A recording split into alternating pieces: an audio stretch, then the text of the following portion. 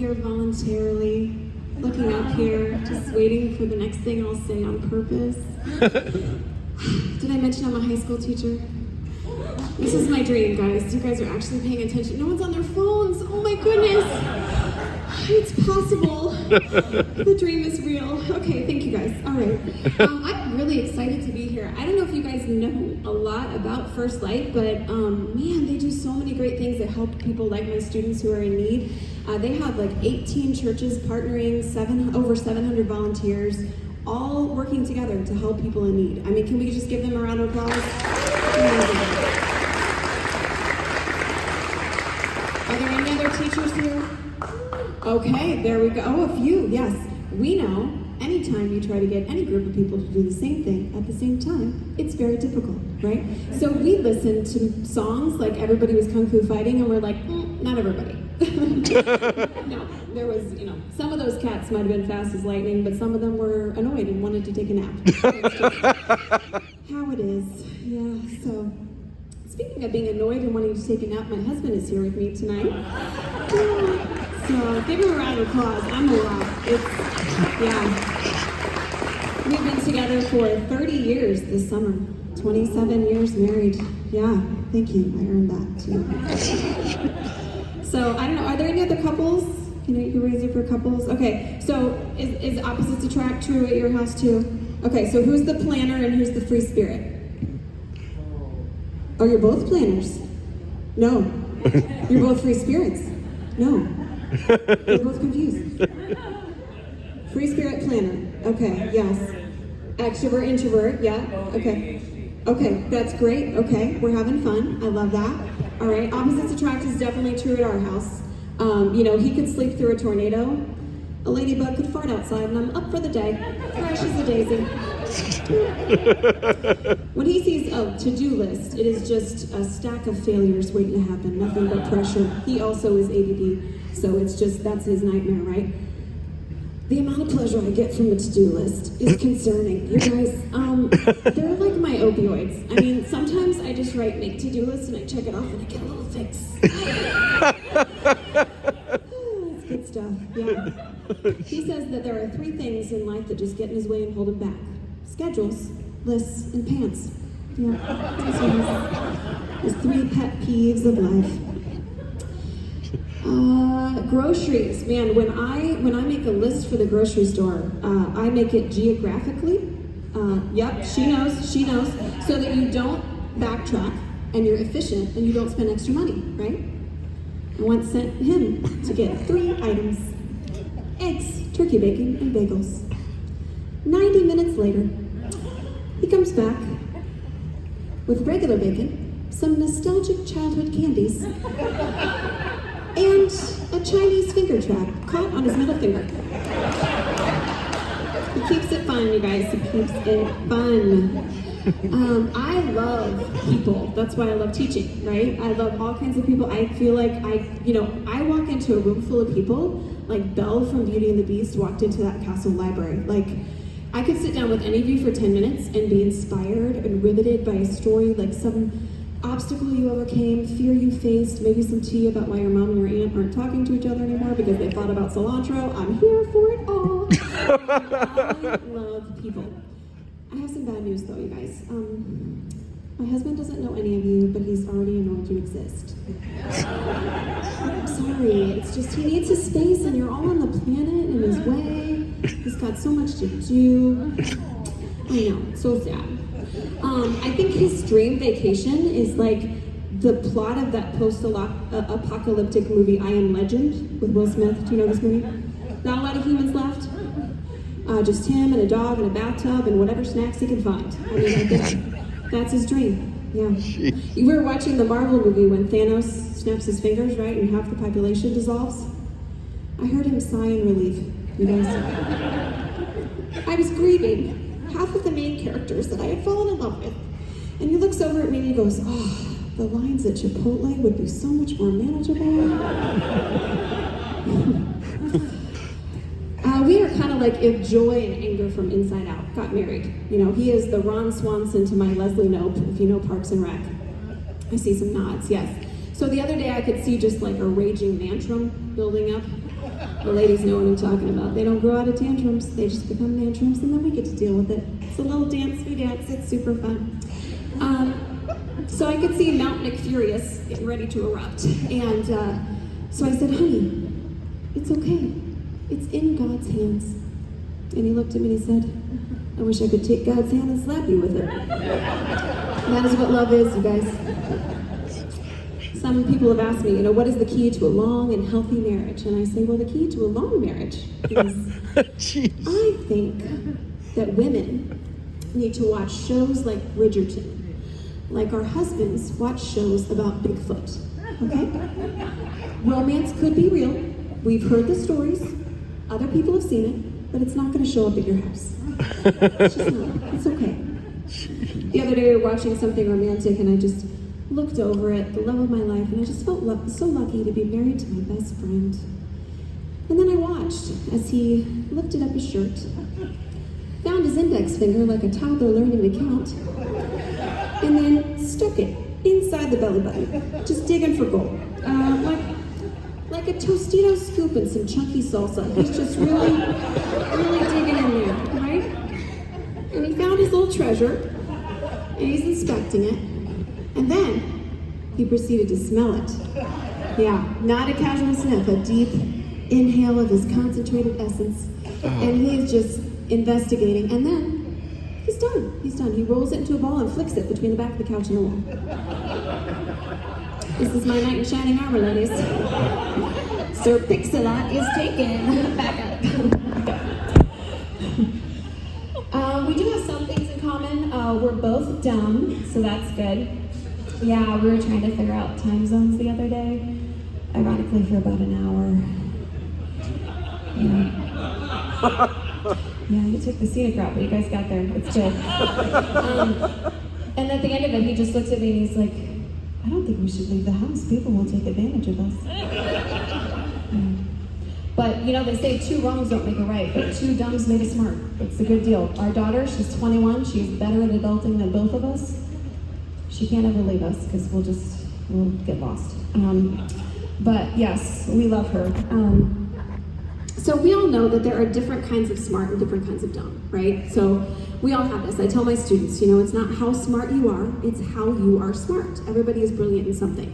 And we have 2 very different kinds of smart, right? So he barely passed high school and college, but he played 5 sports. He makes brilliant videos for Notre Dame that have won awards, okay? But he didn't do well on the SAT.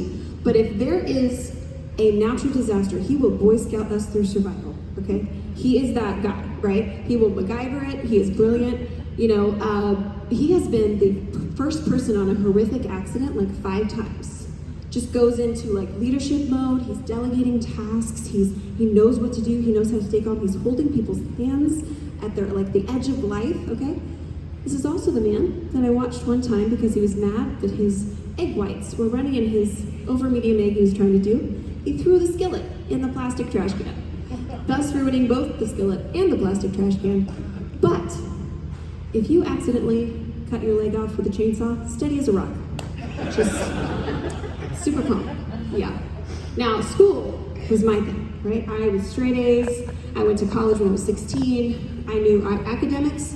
I got that. As soon as I step out of school, total idiot. I'm really young. I am just ditz for days. I could write you an original sonnet in perfect iambic pentameter. I also once asked our blind neighbor where she parks her car. I did. We are both Gen X. We didn't grow up on life hacks and YouTube tutorials. I can see there's other Gen Xers around here. Our favorite brand of jeans was called Guess for a reason. That's what we were doing. Just guessing our way through life. And then we kept on guessing through marriage and parenting. I remember the first time I'd wondered if we had really messed up our daughter. So she was about 4, and I was coming out of the shower as she was coming in the bathroom, and she just sort of jumped like she was in a haunted house, which is a fun reaction to get from anybody when you're naked. So she looked down and she said, "What is that?" And I said, "Well, honey, when you get older, you're gonna get hair down there, okay?" Tears. She says, "So you're telling me I'm gonna have a beard in my crotch. Just tears. Okay. And sometimes you gotta let your kids suffer in the reality of disappointment because it prepares them for life. That's what love is. Right? And I think that's part of the problem with some of my students. I think their parents saved them from suffering, and so they're a little soft, right? We're struggling. We're trying to help them get a little bit stronger. Gen Z, they're awesome. We love them. But sometimes you just gotta feel the sting to learn the thing. You know, we all know that, right? So if we save them from the sting, they can't learn the thing. The pandemic, that was interesting teaching after that. They forgot how to human, guys. They were home for too long and they forgot how to human, so we had to reteach them. It was challenging. Being a person who loves Jesus and loves people in a very urban, I'm a teacher at Elkhart High School. It can be challenging at times. It's kind of like if you threw Pollyanna into the Hunger Games. You know? I'm a little scared and shocked, but I'm still trying to play the glad game. It's great. The other day, so I'm kind of the place where the kids that are trying not to get in fights, they come to me to help regulate. And I have a room in the back of my classroom where they can go and kind of cool off. And a few weeks ago, Janiyah is standing at the door, and I could see it, and she had just gotten back from being suspended for fighting. So I walk into my back room and I'm like, what's going on? What's going on? And she says, Baker, sometimes you just gotta punch a B word. And I'm like, well, last week you wanted to cut a B word, so progress. Taking steps, yay. So it's good times. It is interesting how often they get mad at me for asking them to do school at school. It's in the name. I'm not sure why we get mad. It's kind of like getting mad at your waiter for bringing your food. You're there to eat. It's very confusing. The other day I had a kid who, a few weeks ago, we were supposed to be working on resumes on an iPad. He's obviously playing a game. I walk up and I say, buddy, can I help you finish your resume? He says, hold on, I'm about to get my high score. Finger in my face. Yeah, I see the looks. Oh. And because I love Jesus, I walked out to the room, to the hallway, to find the Holy Spirit, because he was not with me at that moment. I was thinking about some bad words that we shouldn't say at school. Yes. One thing I do love about Gen Z is they're very complimentary. I love giving compliments. I mean, that is like, whoo, I love it. I love when people light up. Like, I love your dress. That was distracting how cute your outfit is. We're going to talk about where you got that. Anyway, so I love giving compliments. And I feel like Gen X, we were all about insult. Like, we talked about each other's mothers. We were very negative. Gagging with a spoon. Like, we were just very negative. It's probably because we didn't have as much entertainment as they do. I don't know. But millennials, it was a lot of violent compliments, like slay, nailing it, crushing it, killing it. We had a lot of violent. Now, it's all food. Do you guys have any Gen Z kids? Okay. Eating, serving, cooking. Have you heard these terms? All eating, serving, and cooking. We're not nailing and crushing anymore. All food metaphors. Okay. Now, cooking is good. Cooked is bad. If you're cooked, that's bad. But if you're cooking, that's good. So it's very confusing. We got to learn. They also just add ing verbs. So they'll be like, your hair is herring today. Your shoes are shoeing, okay? And sometimes they'll just walk up to you and be like, okay, stripes. But they're excited. They're getting compliments. I love it. I could do without the gyat thing. Do you guys know what that is? Okay, so that's a compliment to a woman's figure. I love that we're allowed to have curves now. Thick is a compliment. That's good. That's progress. I mean, like when I was in school, I think the ideal body type was basically first day out of prisoner of war camp, just walking skeleton. That was pretty much what all the models looked like, but Kim Kardashian came along and now we can have curves, so I kind of like that. If I survive the forever, I think I can survive the GAT stuff. That's a compliment for, curves. And now my husband and I are just trying to guess our way through getting older. I am in the change of life, as they say. Any fellow hot flash hotties out there? Anybody? Yeah. I'm pretty sure the Medusa myth was just an ancient Grecian woman that just woke up after a rough round of night sweats and her hair was all coiled.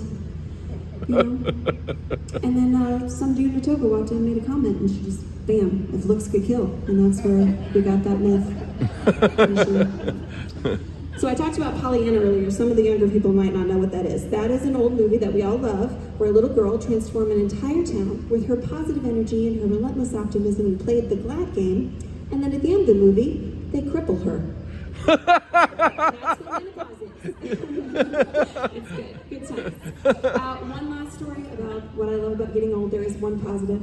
Colonoscopies. Oh. Hang with me. Hang with me. Okay. If you ever get to be a designated driver for a colonoscopy, 5 out of 5 stars. Okay, so my husband just turned 50 and he had to get his first one. He was really nervous, and so they don't prepare you for this, but the recovery room is just a blast, okay? So the nurses come in and they say to somebody, now listen, during the procedure, there was a lot of air up there. So what we want you to do is turn on your left side and expel as much air as possible. Then we're gonna turn you on your right side and we're gonna expel more air, okay? So it is just an echo chamber of farts. And if you don't think farts are funny, I feel sad for you, because Jesus came to give us an abundant life, and I don't think you're living it, because farts are funny. I think God put a trumpet between our butt cheeks for a reason, so we wouldn't take life so seriously. I'm just saying. So I'm sitting there, and I mean, I was crying, I was laughing so hard. So on this side, we have a very introverted farter. I think he might have been an accountant. I mean, he had a job to do, but he was real nervous about it. He was very tight. It was kind of like an elephant trying not to sneeze. It was just, And then on this side, we have what happens to me when I have broccoli, which is an interrogative farter. So it's like, it's a question, okay? So we have the older lady that's asking questions. We have the hesitant elephant, and then we have the rock star of the room, my husband. If it was a choir of farting, he was the lead singer. So confident. If Bono of U2 could be someone's butthole, it was my husband's. I was so proud, and I was the biggest groupie, because that's what love is, you guys. That's the end of my time. Like First Light, let's make sure we keep shining our light wherever you are in the community. And just be so kind, it freaks people out, because that's what love is. I'm Kristen Baker, that's my time. Thanks, guys.